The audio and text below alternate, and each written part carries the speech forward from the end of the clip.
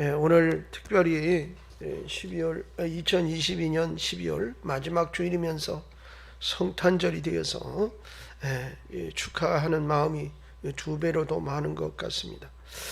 여러분 심령 속에 이 주님의 탄생의 기쁨이 가득하소서 여러분의 삶의 자리에, 여러분의 심령에, 여러분의 가정에 평화와 기쁨이 넘쳐나시기를 주님의 이름으로 먼저 축원합니다.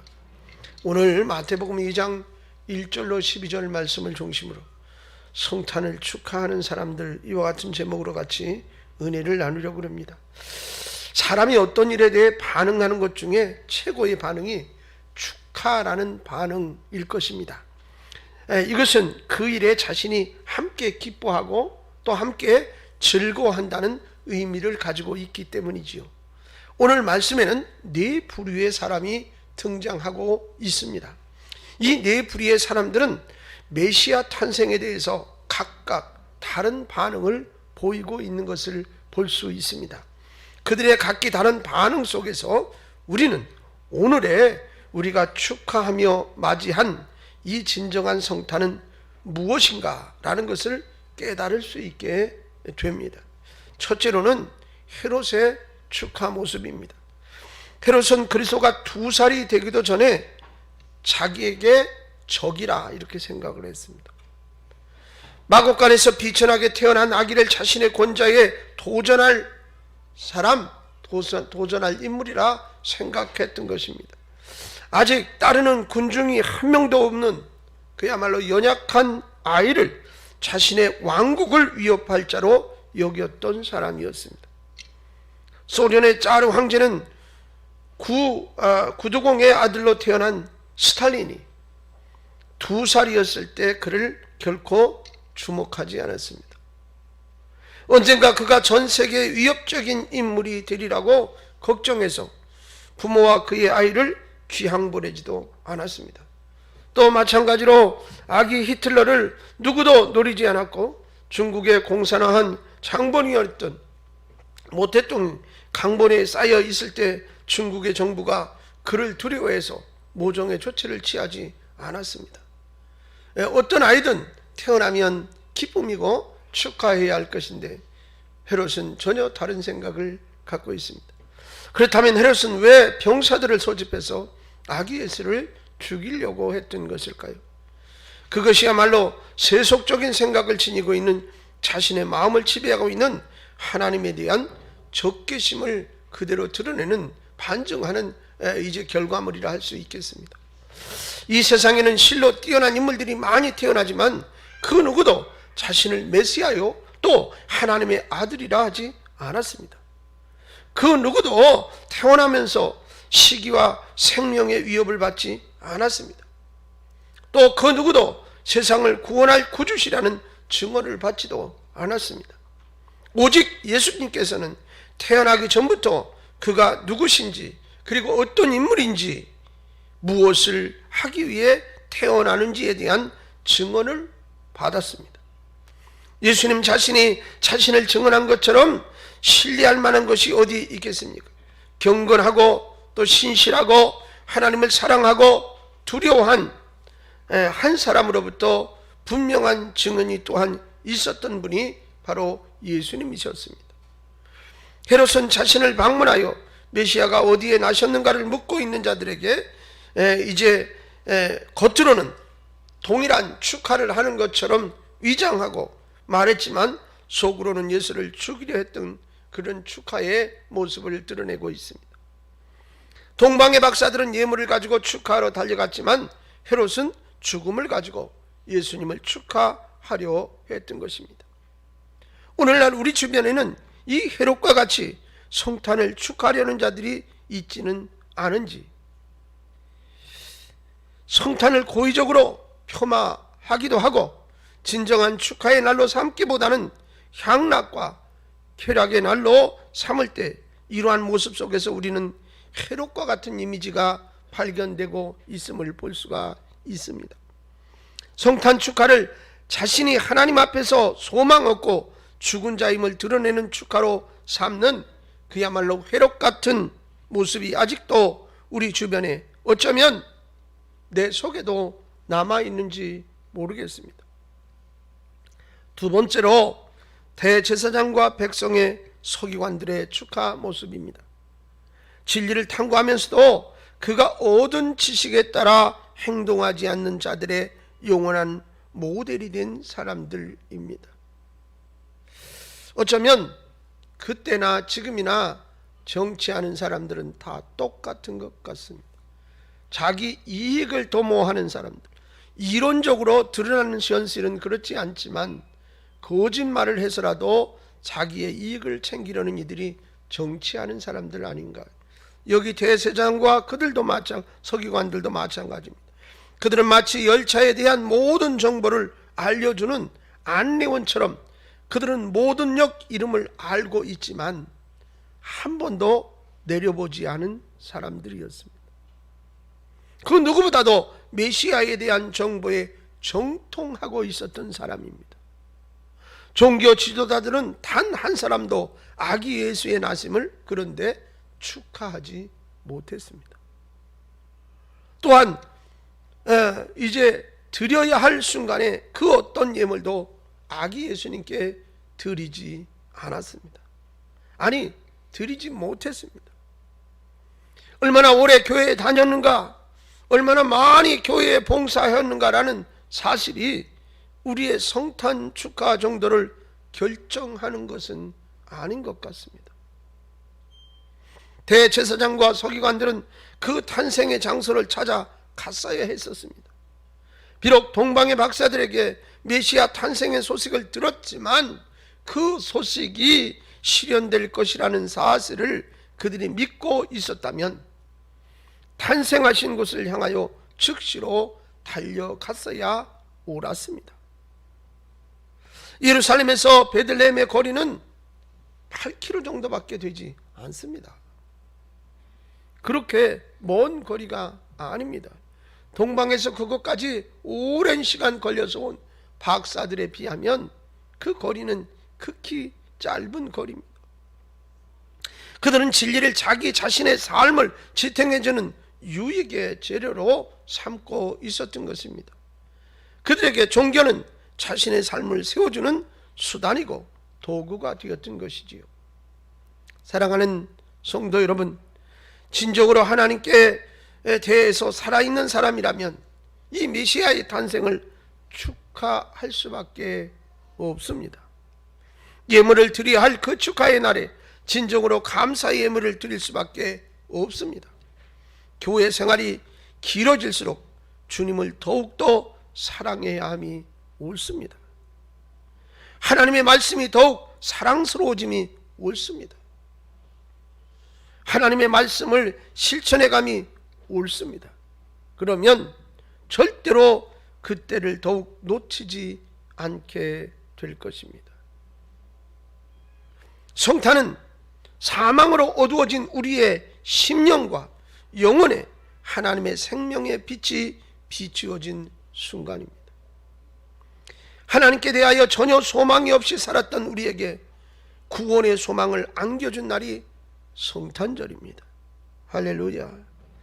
이렇게 감사하고 감격스러운 성탄을 마음껏 축하하고 그리고 자원하여 기쁨으로 예물을 드리는 감격의 날로 삼는 것은 구원받은 그의 백성들에게는 너무나도 당연한 일이 될 것입니다. 세 번째로 예루살렘 사람들의 축하의 모습입니다. 이들도 또한 축하하러 가지 않았습니다. 오히려 메시아 탄생의 소식을 들었던 그들의 상태를 알릴 때 영어 성경에는 불안하였다, 디세부라는 단어를 썼습니다. 이 말을 사용했는데 본문 3절을 보시면 3절 말씀에 헤롯과 온 예루살렘이 듣고 소동한지라 그랬어요.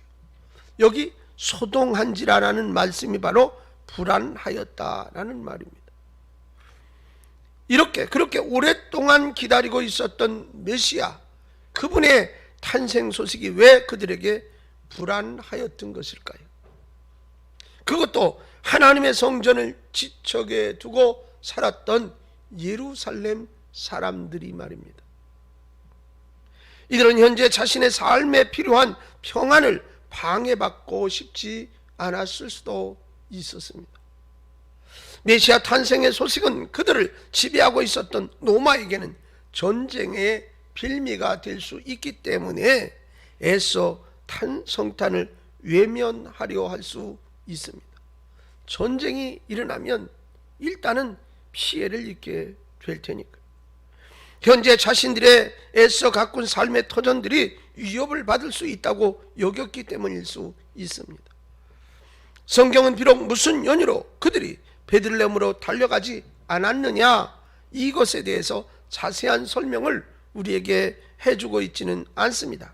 그렇지만 그들은 기뻐하며 함성을 지르는 것 대신 불안해했다라는 사실이 저의 추측의 신빙성을 높여줄 것이라고 생각합니다.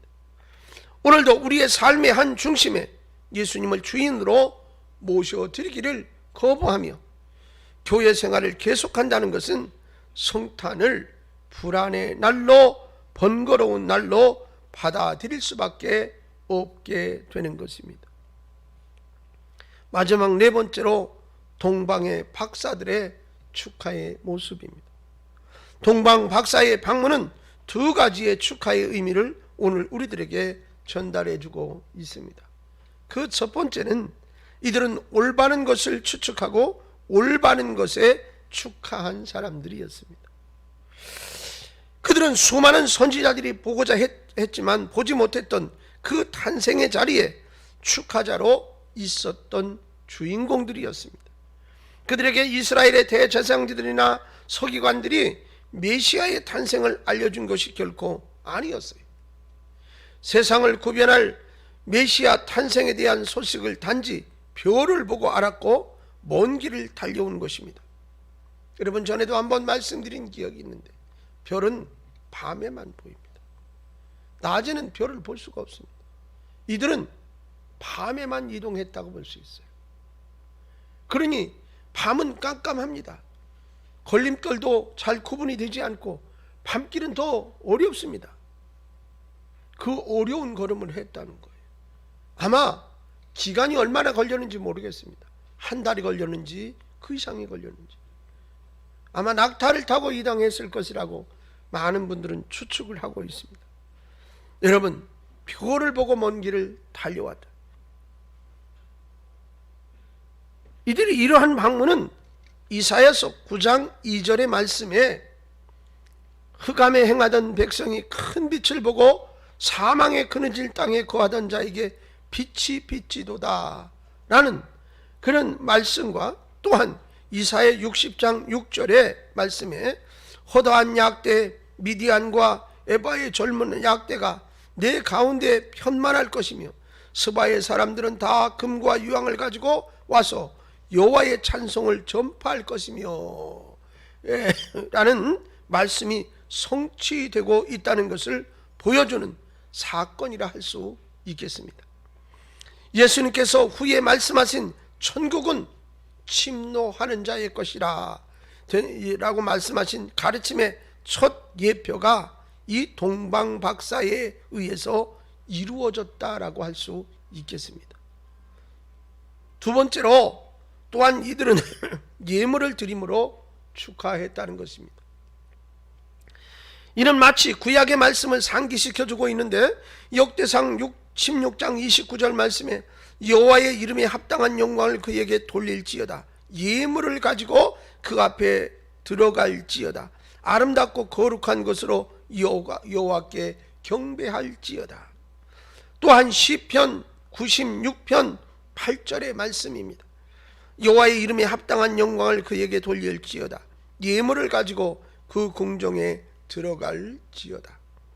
이 예물 드림의 사건은 그들이 어떠한 사람들이었는가를 보여주는 대표적인 행위라 할 수 있겠습니다. 그들이 하나님의 율법을 알지 못했지만 빈손으로 메시아를 경배하려 온 것은 아니었다는 사실이, 그들이 아기 예수님 앞에서 보배압을 열고 그 내용물을 드렸다는 것은 그들이 이미 출발하면서부터 준비된 것이었다는 것을 보여주고 있습니다.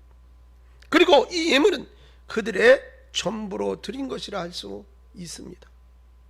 동방 박사들이 아기 예수께 드렸던 황금과 유황과 모락은 그들이 가져온 모든 것이었습니다. 우리는 지금껏 이 예물들이 가진 하나하나의 의미들, 즉 황금은 최고의 가치를 가지고 불변의 성질을 나타내는 것으로 예수 그리스도의 왕권을 의미한다라고 알고 있고, 또 유황은 아라비아 지방에서 관목에서 나오는 송진과 같은 것인데 이것은 그리스도의 신성을 의미한다라고 알고 있습니다. 그리고 모략은 시체를 염하거나 마취제로 쓰이는 것으로 예수님의 순환과 죽음을 상징한다라고 이미 알고 있습니다. 그래서 여기에만 초점을 가지고 관심을 가지고 있지만 더 중요한 것은 박사들이 가지고 온 이 예물이 귀한 것이라는 것뿐만 아니라 그들의 전부, 온 정성과 마음이 담겨 있는 전부로서의 예물로 잘 언급되지 않았음이 아쉽습니다. 그들은 미리 의도를 가지고 준비한 예물을 그들의 전부로 드린 것이라 그 말입니다. 여러분, 마치 옥합을 깨서 예수님을 발을 씻겨드린 여인의 옥합 향유 나도처럼 전부를 그들은 예수님께 드렸습니다. 그러므로 그들의 드린 예물의 행위는 또한 우리의 성탄 축하에 있어서 빼놓을 수 없는 드림의 귀한 사건에 모범을 주었다라고 말할 수 있습니다. 여러분은 성탄 헌금을 어떤 마음과 태도로 드리고 있으신지, 진정으로 왕의 탄생을 축하하며 기뻐하는 마음으로 드리고 있으십니까? 오늘 본문의 동방 박사들이 드렸던 값비싼 예물들이 혹 아니라도 그 예물의 메시아이심을 인정하고 감사하는 마음은 담겨 있어야 한다고 생각됩니다. 헌금을 드릴 때마다 그 액수와 관계없이 하나님이 우리에게 주신 은혜를 따라 우리의 전부를 미리 준비하여 드릴 수 있도록 하는 것이 옳은 성탄 헌금의 자세라 할 수 있습니다. 아까운 마음이 들거나 갈등의 마음이 일어난다면 그 상태로서 예물을 드리는 것은 바람직하지 않습니다. 하나님께 예물을 드리는 것은 나의 소유가 그만큼 없어지는 것이 아니라 나의 소유가 더욱 귀하고 가치 있게 존재하게 됨을 의미한다 하겠습니다. 우리는 그리스도를 얻었으므로 결코 아무것도 잃지 않게 될 것입니다. 사무엘 더르포드는 이런 말을 했습니다. 그리스도를 얻는 자는 아무것도 잃어버리지 않는다라고. 사랑하는 여러분, 우리는 성탄을 축하하고 있는 네 부류의 사람들을 만났습니다. 여러분은 어떤 부류의 사람들로서 이 성탄을 축하하시려는지요? 우리를 구원하러 하나님께서 인간의 몸으로 오신 이 기쁘고 복된 성탄을 참으로 축하할 수 있는 저와 여러분이 될 수 있기를 주님의 복된 이름으로 축원합니다. 할렐루야. 성탄의 진정한 의미와 그 뜻을 깊이 깨닫고 온전한 온 마음으로 축하하는 여러분 되어서 이 축하, 즉 온 세상의 평화의 왕으로 오신 그 주님을 내 안에 모시고 우리의 가정이, 또한 우리의 이웃이, 이 나라 이 민족이 평안함과 기쁨 가득한 역사가 있어지기를, 여러분 때문에 일어나기를 주님의 이름으로 다시 한번 축원합니다.